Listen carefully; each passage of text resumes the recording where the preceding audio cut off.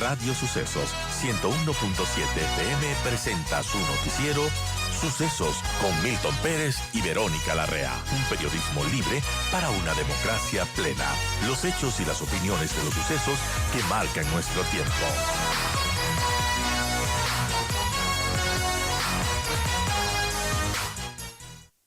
Damos la más cordial bienvenida en nuestros estudios al doctor Germánico Maya, expresidente del Consejo de la Judicatura. Doctor Maya, gracias por visitarnos. Bueno, el Consejo de la Judicatura ha tomado una decisión esperada de acuerdo a las circunstancias. Ha declarado en emergencia la designación de conjueces, toda vez que en unos días más, exactamente el 3 de febrero, se va a quedar sin 4 jueces la Corte Nacional, ¿no? Y más allá de la propia elección del titular del Consejo de la Corte Nacional, es importante seguir con la administración de justicia.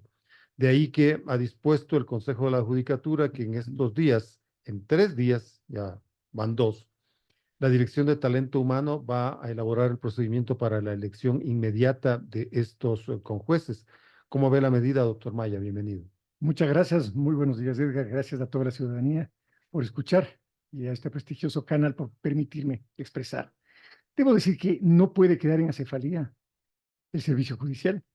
Me parece correcta la determinación del Consejo de la Judicatura de proceder a declarar emergente el procedimiento y a disponer que de manera urgente las dependencias del Consejo, que deben tener ya los patrones necesarios de guía para ver cómo se debe proceder en estos casos, lo hagan a la brevedad posible.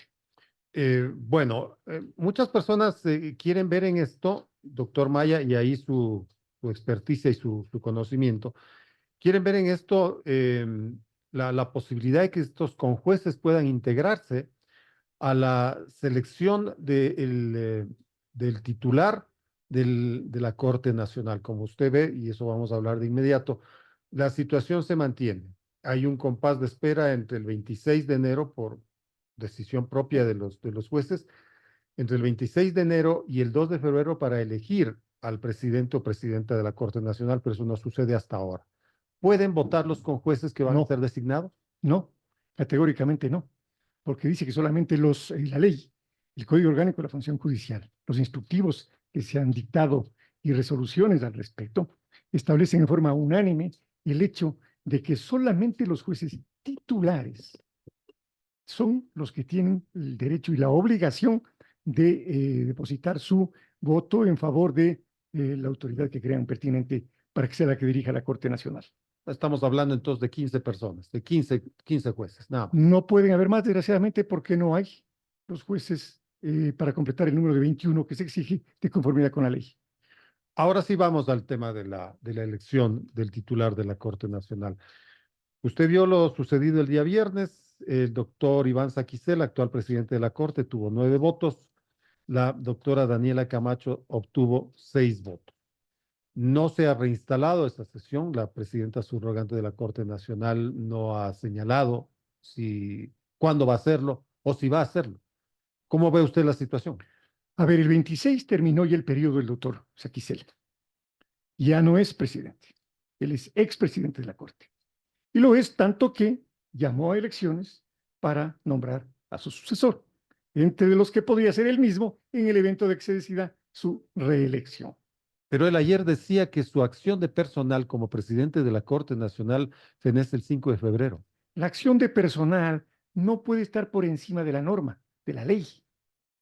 La ley establece periodos fijos y el presidente de la Corte se rige por periodos fijos. Esto no es solamente una ley, sino que se ha venido practicando y actuando desde que volvimos a la democracia. De suerte que el periodo de Saquicela feneció el 26, y él mismo lo reconoce. Quisiera invitarle a usted a que examine el video de la sesión de la Corte Nacional, me parece que es del día 18, en donde él dice: mi periodo termina el 26.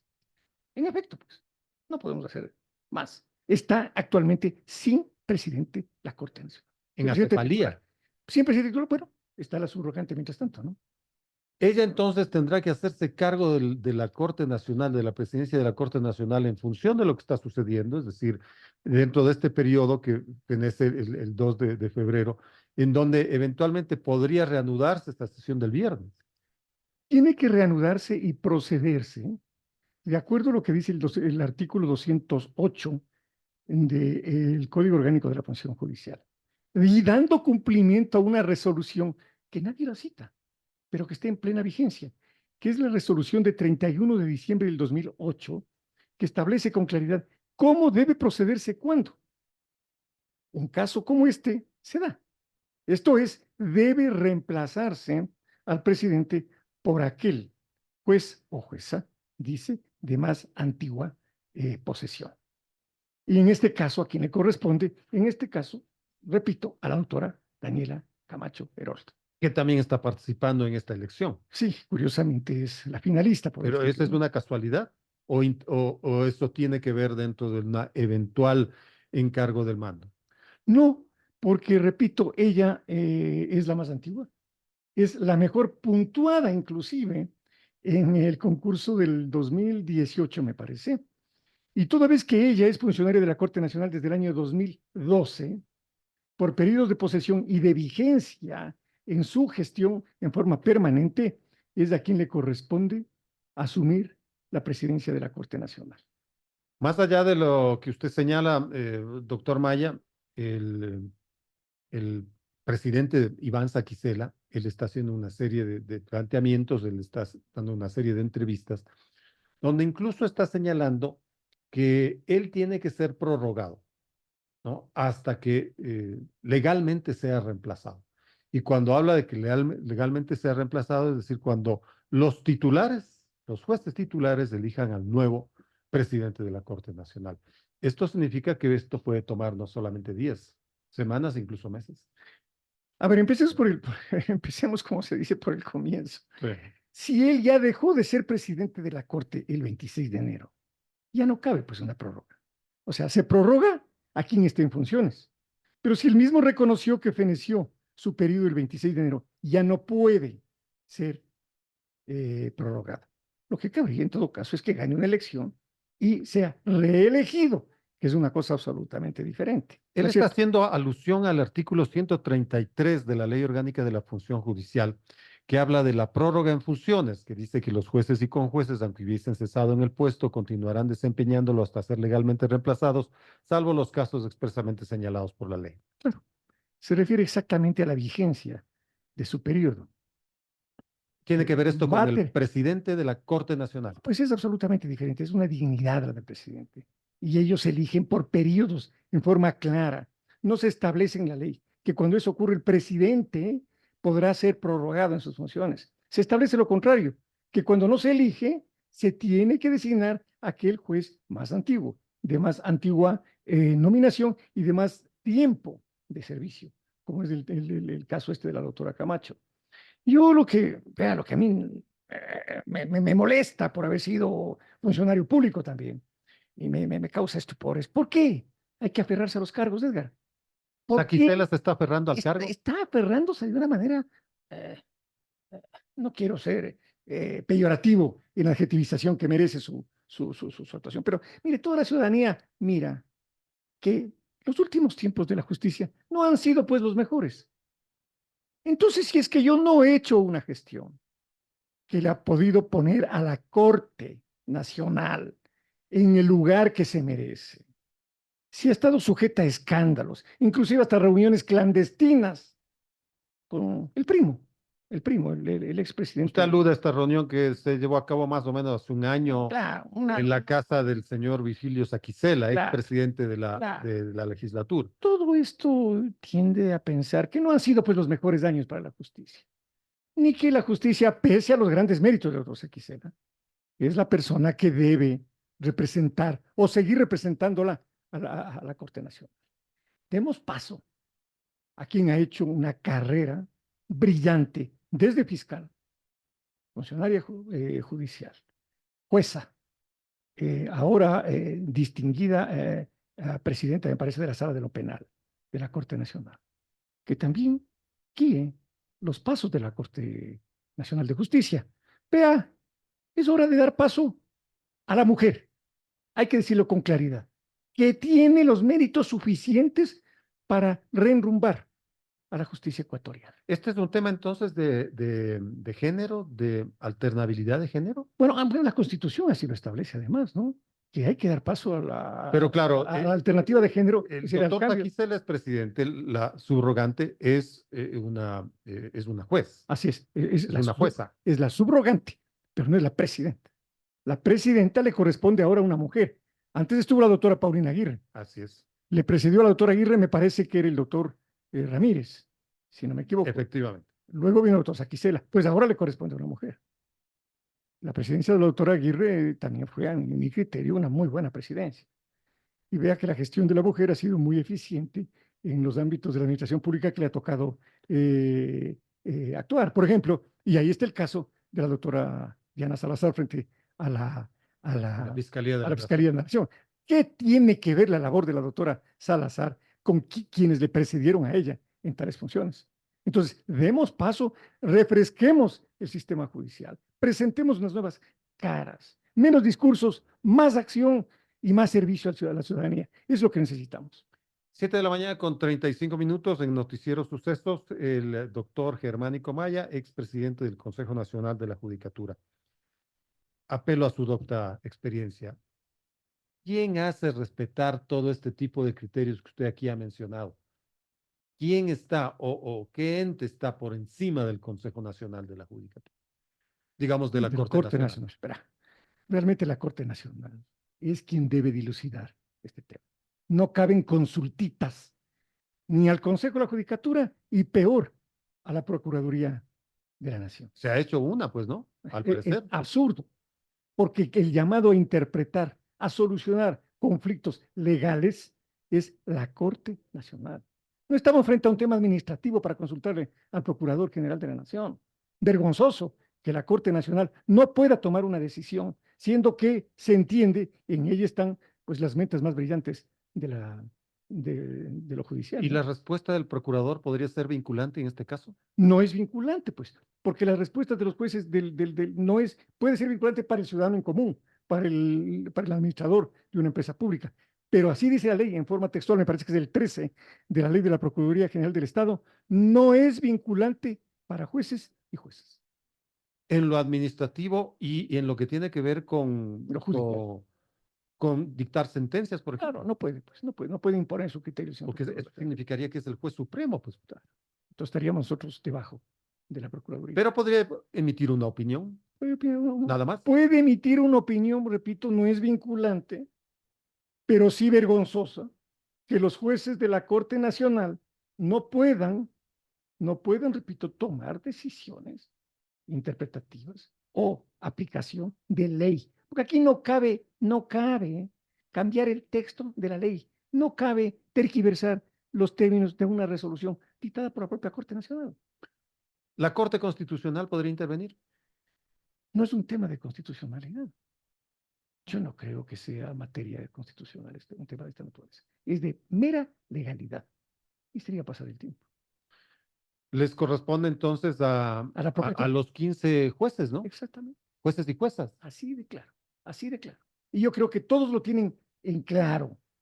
Y esta posición de hacer las consultas va a variar, pues los 4 que curiosamente dejan sus funciones fueron 4 votos que se sumaron a la posición del doctor Saquicela. Entonces, no estando los 4 jueces, obviamente que la decisión va a variar.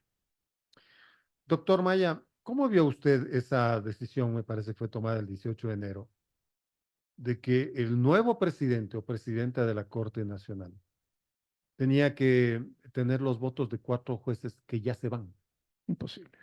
Vea, no quiero, repito, adjetivizar. ¿Pero eso fue legal? Era absolutamente absurdo.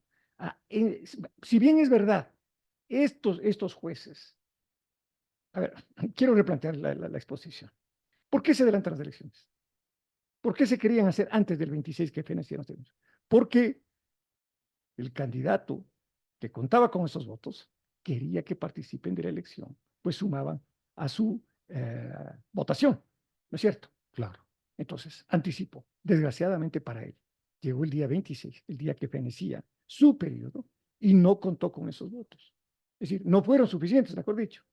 Entonces, se quedó sin esos votos. Era legal, pero quizá no era lo ético. No era dar una buena cara a la ciudadanía. Es que puede dejar esto un severo precedente, ¿no? O sea, se terminan los periodos en un cuerpo colegiado y en lugar de que sean esos miembros los que van a tener que vérselas en 2 o 3 años con la administración, son los anteriores los que tengan que ponerle a su presidente o presidenta o gerente o director o lo que sea. Además de ser hasta una indelicadeza de quien ya se va, de quien sabe que termina sus Eso funciones. quizá es lo que pesa más, la indelicadeza. Sí, vea, desgraciadamente no es esa precisamente una de las características que han primado en la gestión de muchos judiciales. Y por eso el desprestigio de la función judicial. Es hora de cambiar la función judicial. Es hora de darle otro giro a la función judicial. Es hora de poner, repito, gente nueva, refrescar, gente honesta, gente que esté dispuesta a jugarse por destrozar este mal que nos está carcomiendo como es la corrupción. Vea usted que los escándalos en los que ha estado sumado a la Corte y la función judicial últimamente. ¿Ha habido algún pronunciamiento severo acaso del Pleno de la Corte rechazando sobre todo estos famosos recursos constitucionales que se hacen casi en la frontera del país para conseguir de jueces billeteados, pagados, determinadas resoluciones para paralizar el servicio judicial mismo y decisiones administrativas importantes? Eso es lo que ha pasado. Tenemos que cambiar y tenemos que entregar la administración de justicia, la presidencia de administración de justicia, a personas que tengan la capacidad, la valentía, la decisión de enfrentar esos problemas. ¿Qué es lo operativo en este momento para seguir adelante con esta definición del titular o la titular de la función judicial?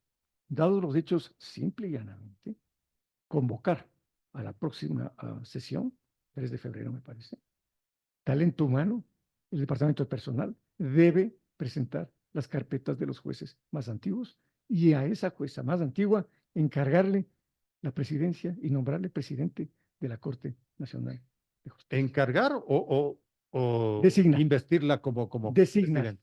Designar. Encargada de la Corte Nacional. Porque lo otro sí tiene que definirse con los titulares. Esto supone un concurso que tiene que armarlo el Consejo de la Judicatura, que evidentemente va a tomar meses. Va a tomar meses y ojalá esta vez sí este concurso sea debidamente orientado. Existen caminos, hay facilidades, no veo por qué tiene que ensuciarse el proceso como se pretendió hacer con el Consejo anterior.